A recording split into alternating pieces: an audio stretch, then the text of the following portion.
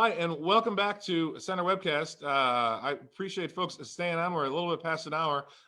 This is where we often have a data spot.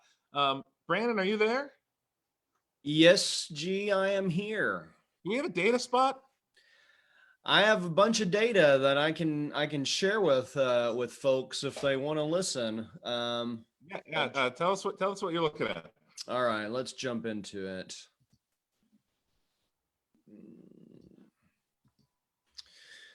Okay, so where are we at in Pennsylvania is 262,000 tests. I found this nice website. A lot of people are thinking about testing and knowing how testing is doing.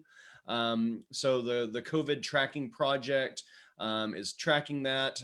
New tests, 6,000 new tests today. 3,000 total deaths and 262,000 total. What is that? Yeah, total tests. Okay, 52,000 positive tests. I wanted to show, more on testing. There's a few data points at this point. With states starting to go different ways with different policies, um, I'm not sure how useful it is doing a country comparison of the U.S. versus other places. For example, New York is a large outlier and has had such a different experience, more worse experience with COVID than many of the other states.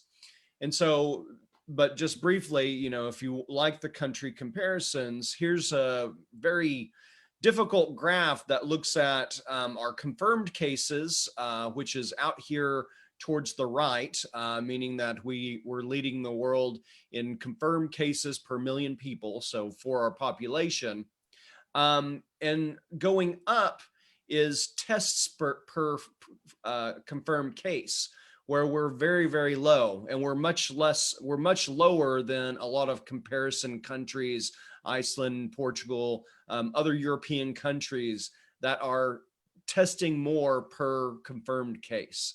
And these are not raw numbers. These are per capita. They're these per are case. per million. Yeah, so a little bit more comparable. So down and to the right on this particular graph is not really where we want to be. Not where you'd want to be. You'd want to be further up. I mean, especially with the talk of reopening, more tests are better. And then, towards the right means more cases. But like I said, state by state comparisons is probably where we want to be looking. And so I found, I believe this website is by a student who is getting all the raw data, which all the raw data is out there by state health departments, and doing a nice job of visualizing it. Shout out to 91dvoc.com.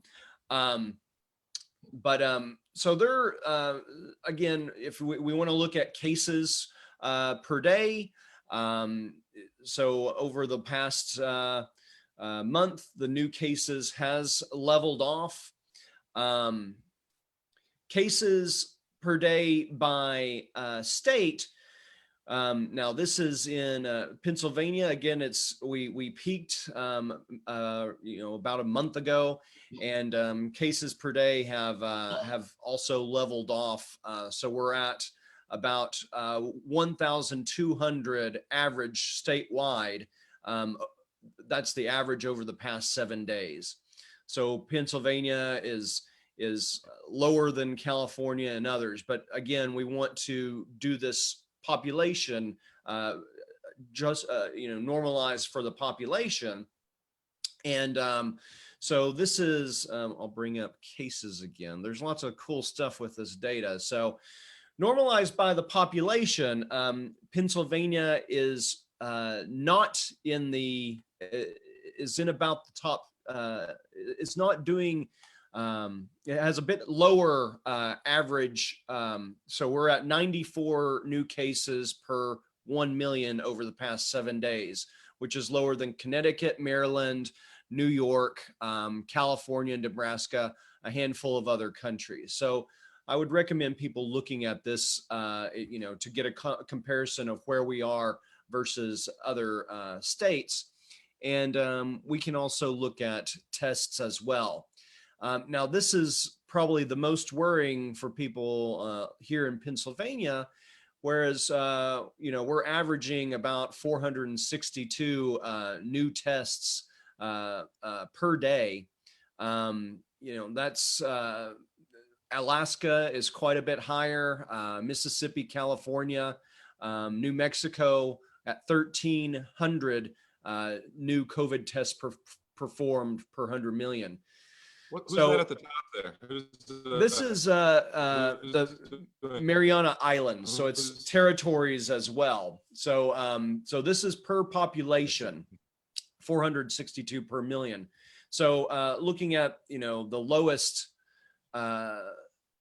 among the lowest 10 states, Nevada, Oregon, South Dakota, Arizona, Pennsylvania is in the lower tier as far as new tests per day. So that's something that should be worrying a bit. That's about tests. Well, I appreciate that. Hopefully you'll put up those links and people can look at those. I think it's from a data perspective, I think it's pretty neat how many individuals have taken this public data and used some of those public sources to make some really cool graphs, including Tableau. There's a lot of stuff on Tableau that I see that is also very, very cool. Right. Let's wrap up here. Sybil, do we have a program for next week? Oh, you're muted. Oh, you're muted. Hello. Yeah, Hey, we have a. Okay, you can hear me now. Yep. Yeah, we have a wellness program coming up on Tuesday. We'll have Jill Winggerter. She is the owner of a Sunflower Yoga Studio on Philadelphia Street. We will also have Dr. May. He is the CEO of Community Guidance, talking a little bit about mental health, as well as Joe Schwartz. He is the president of the congregation at Beth Israel, located here in Indiana. We're going to continue and finish off some of our conversations about faith.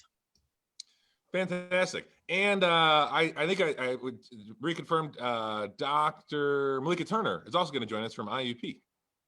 Oh, nice. Tuesday? On Tuesday. Great.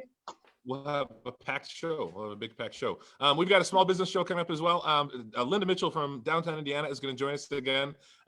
There, here in town, there seems to be a variety of opinion and some real strong feelings of small businesses in terms of who got funding and who has not gotten funding and who is dying to open and who has the resources to not open.